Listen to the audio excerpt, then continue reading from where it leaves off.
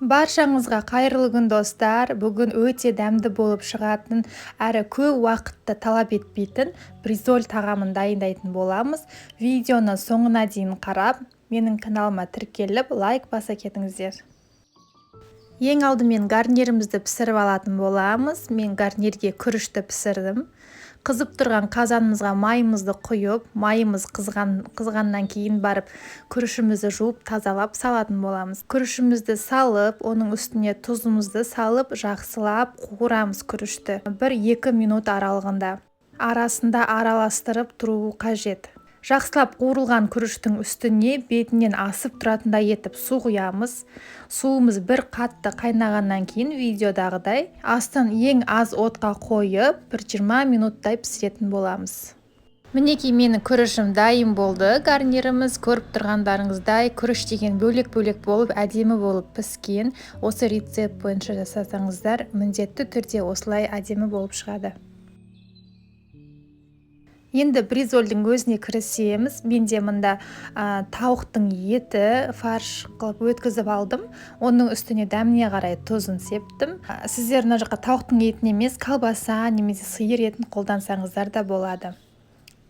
Бір жұмыртқаны осылай жақсылап араластырып аламыз. Егер жұмыртқаларыңыз кішкентай болса, онда 2 штугын қоссаңыздар болады. Жұмыртқамыздың үстіне дәміне қарай тұз қосып, осылай менде 3 порция жасайтын болғандықтан фаршты 3-ке бөліп аламын.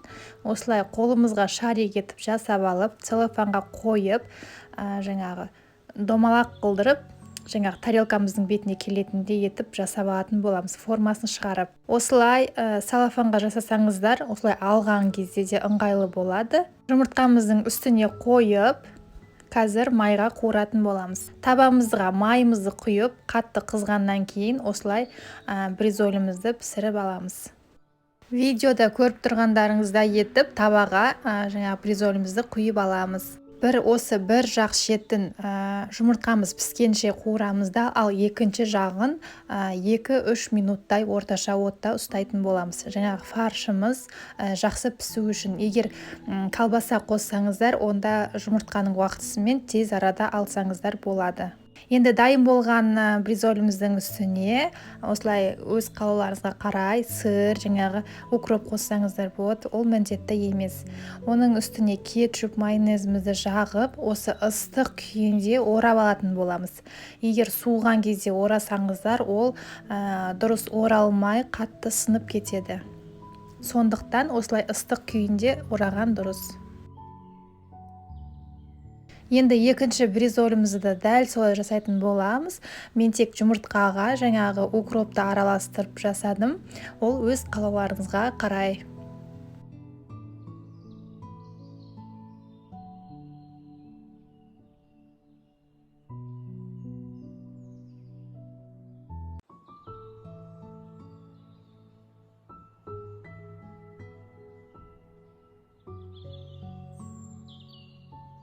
Осымен біздің тағамымыз дайын болды. Енді әдемілеп тарелкаға салатын боламыз.